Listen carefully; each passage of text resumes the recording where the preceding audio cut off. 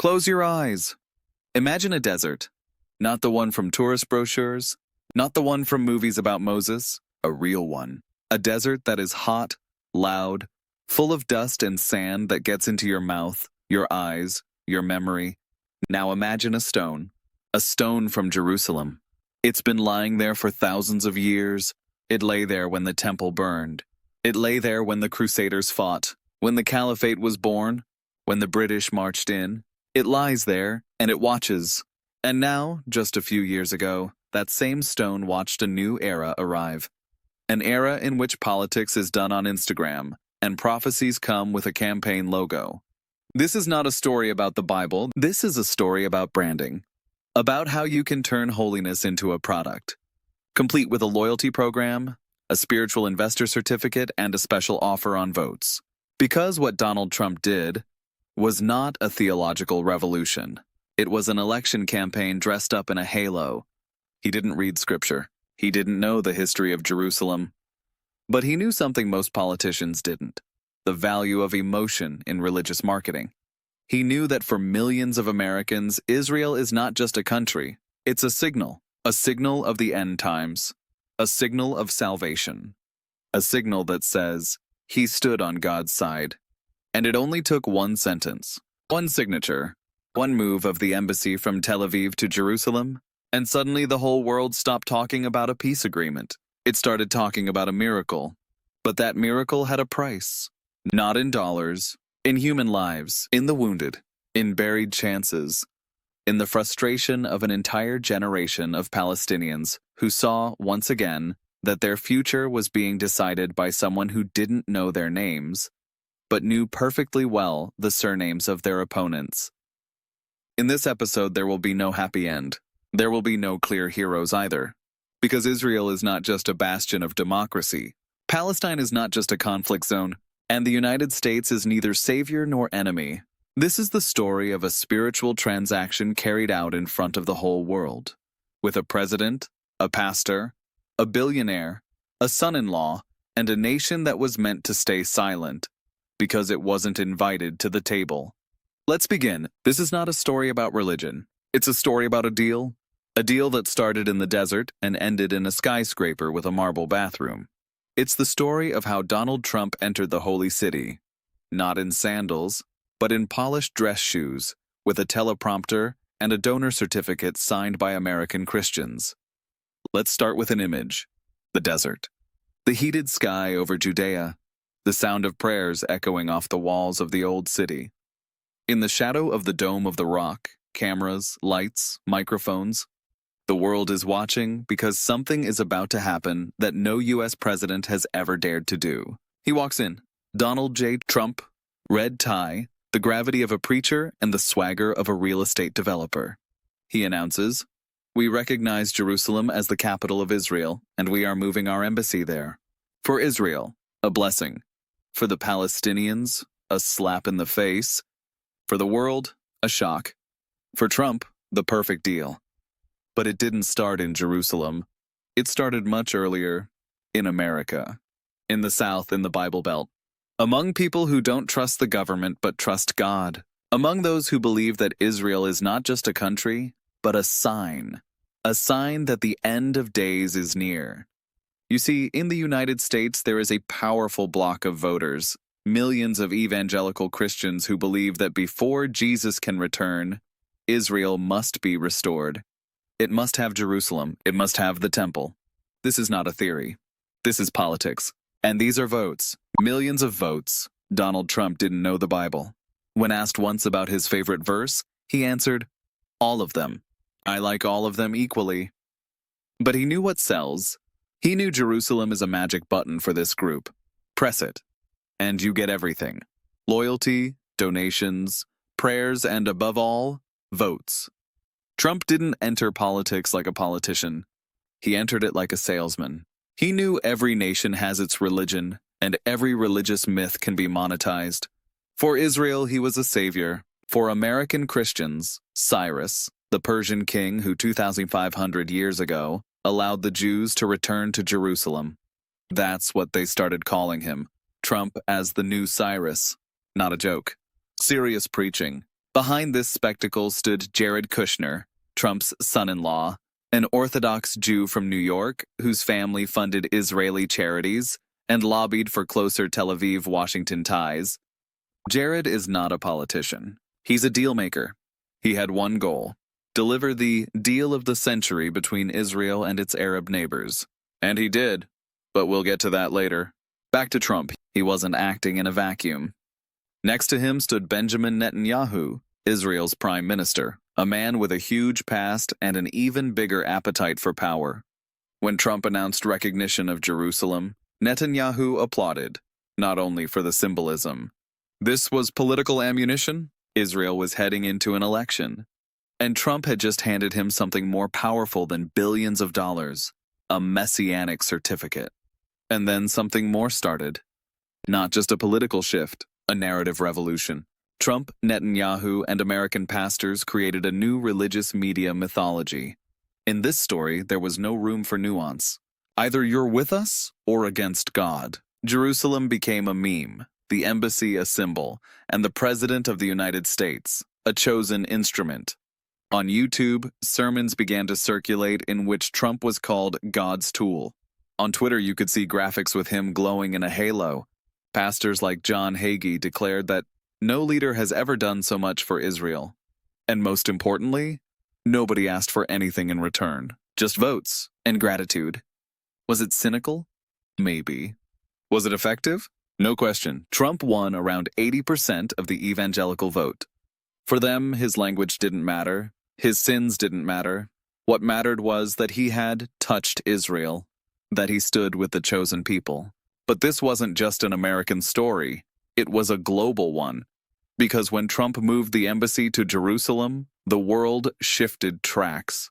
Syrians, Jordanians, Europeans, everyone watched. Palestinians declared days of rage. The European Union expressed deep concern. The United Nations called an emergency meeting. But Trump didn't back down, because he wasn't operating in the world of diplomacy. He was operating in the world of marketing. And marketing loves simplicity. Good, evil, light, darkness, God, enemy. That's how this story begins. Not with prophecy, with a campaign, not with revelation, with calculation, and not with love for Israel, but with the realization that Israel is the perfect product. Holiness, martyrdom, heroism, survival. Every one of these can be turned into capital, media capital, political capital, emotional capital. And Trump, more than anyone before him, knew how to cash it in. In the next episodes, we'll go deeper. We'll look at documents. We'll listen at the doors of lobbyists. We'll hear Americans sing hymns about Jerusalem without knowing where it is on the map. We'll show you the Holy Land as seen from a satellite and from inside a campaign war room. But one thing is already clear. Israel in the era of Trump became not only an ally, it became a stage of a political miracle. They said it was a miracle, that God had guided Donald Trump's pen. But this miracle cost just one decision, 3 signatures, and dozens of wounded. Not counting those who can't be counted, those wounded symbolically, in their map, their dignity, their future. It was the 6th of December, 2017, the day global politics stopped in a place that hasn't known peace for 2,000 years.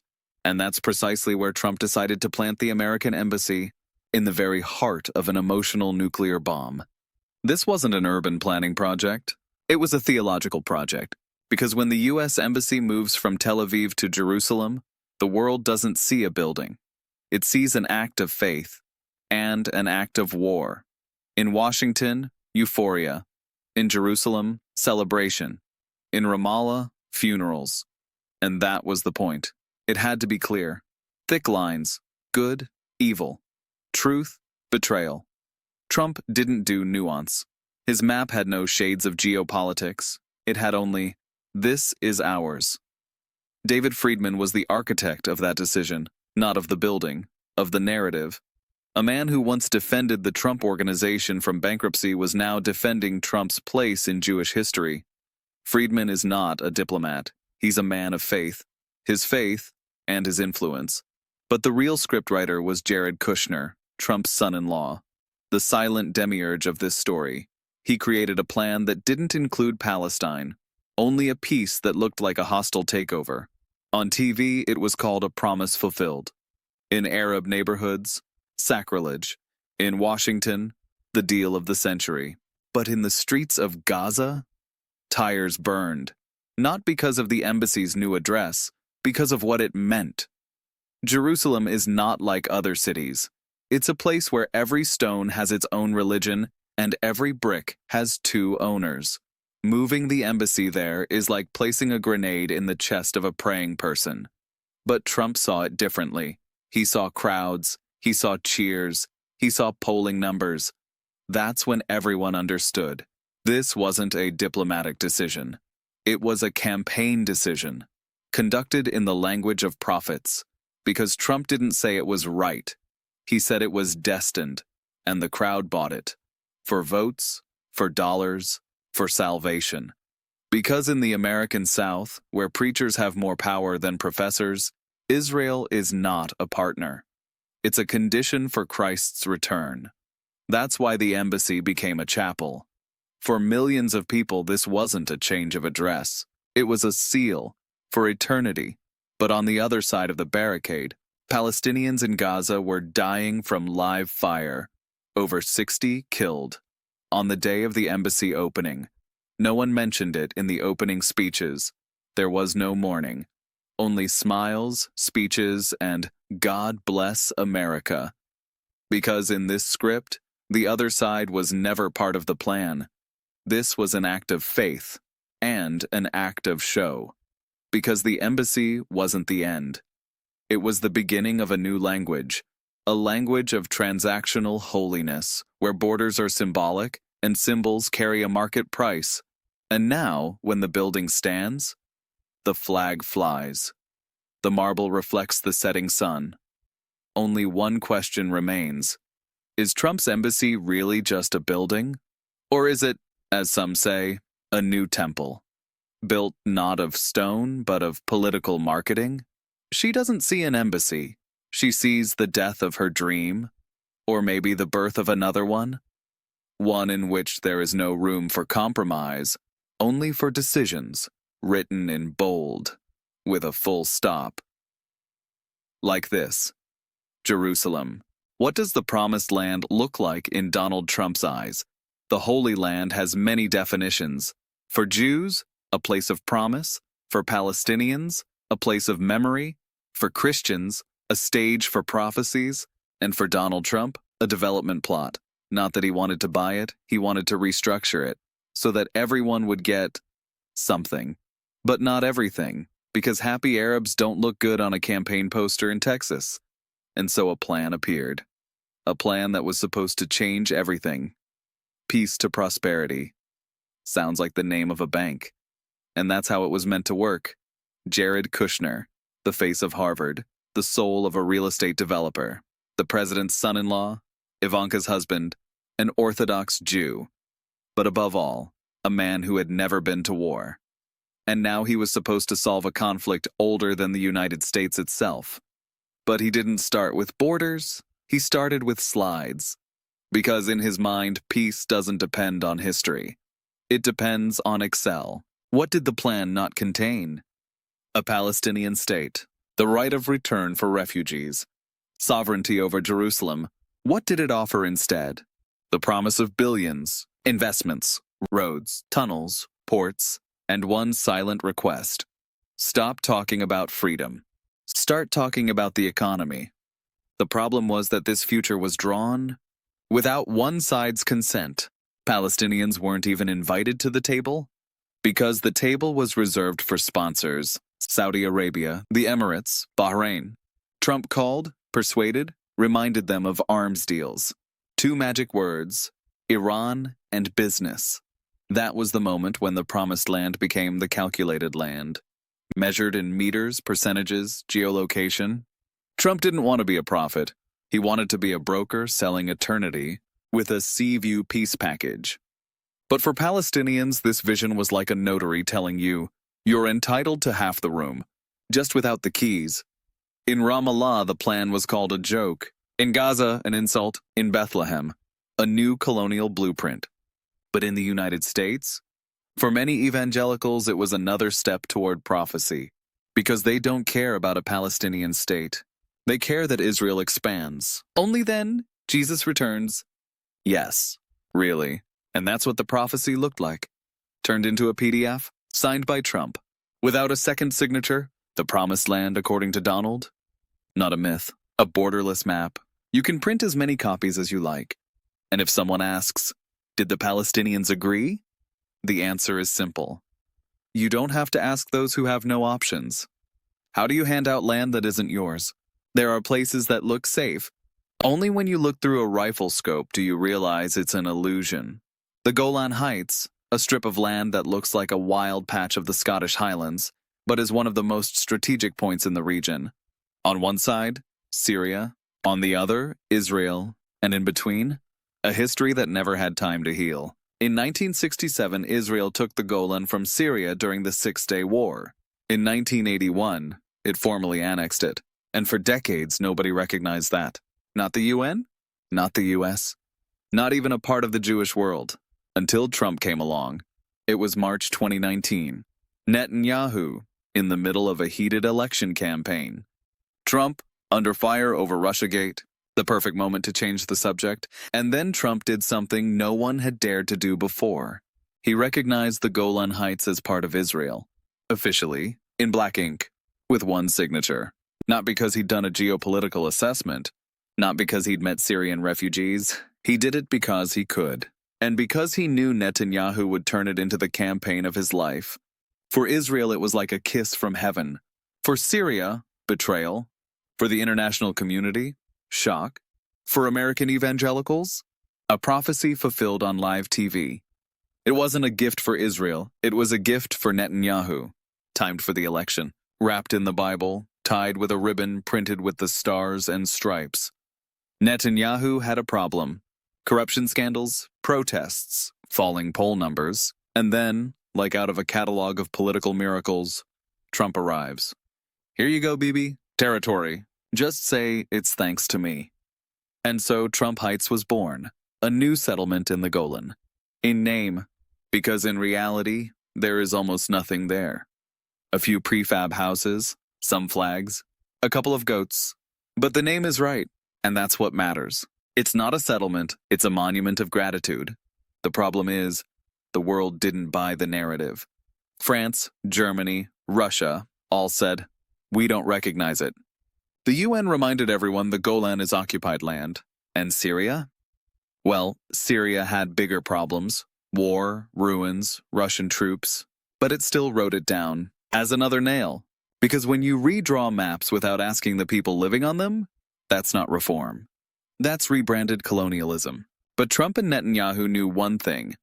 Symbols work faster than international law. And Golan was the perfect symbol. High, visible, valuable. The heights became part of a narrative.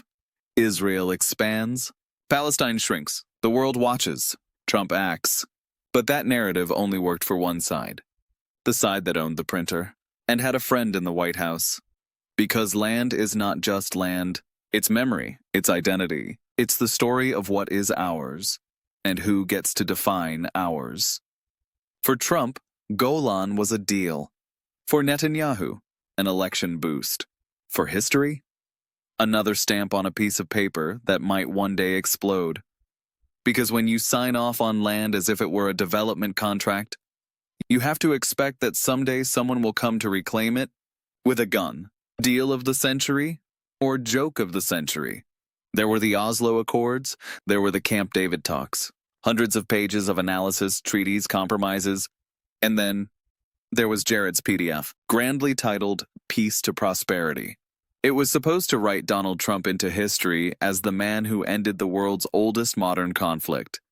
Instead, it became a symbol of how deeply you can misunderstand a conflict you're involved in. Trump and his son-in-law created something that looked like a peace plan, but in reality was a manifesto of modern colonialism. With a redrawn map, without consultation, with an offer that sounded like, take it or leave it. And a clause that said, Don't say you didn't get a chance. Palestine can become a state if it has no army, no control over its borders, no capital in Jerusalem, no right of return for refugees, no right to anything without Israel's approval. It was a call center plan.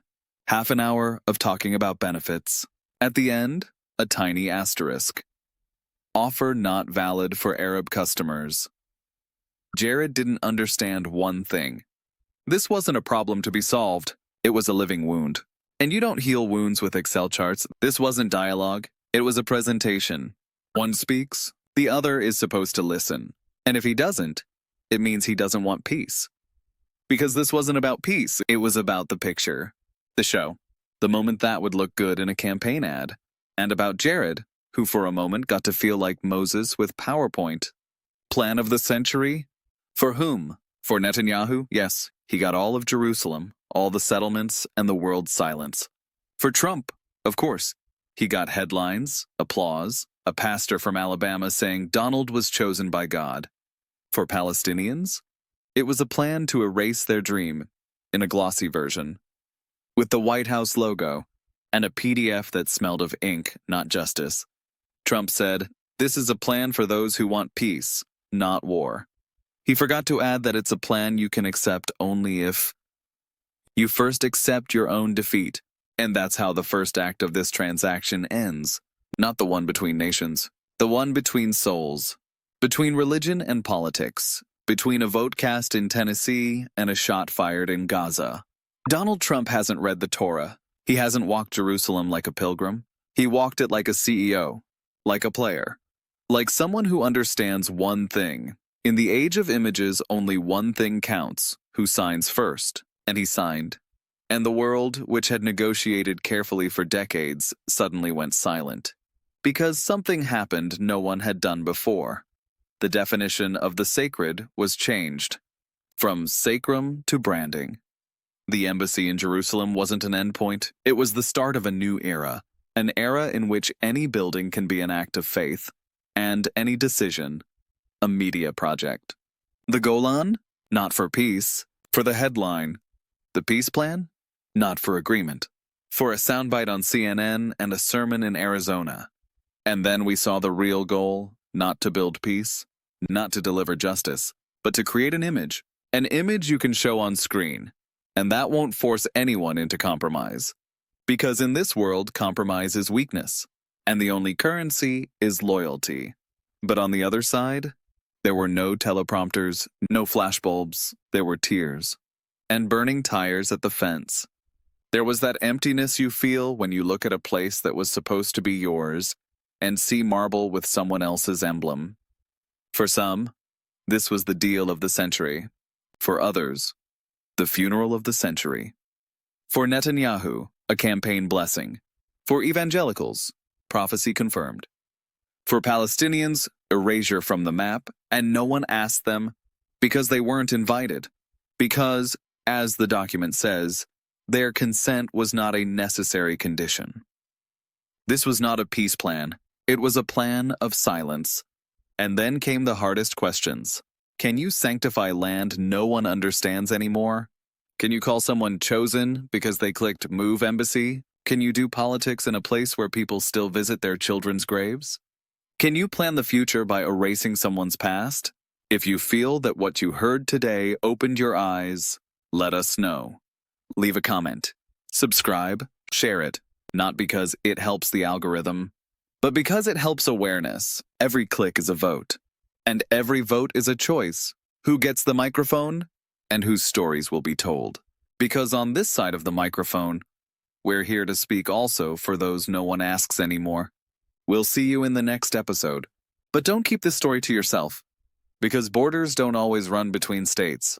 Sometimes they run between truth and PR.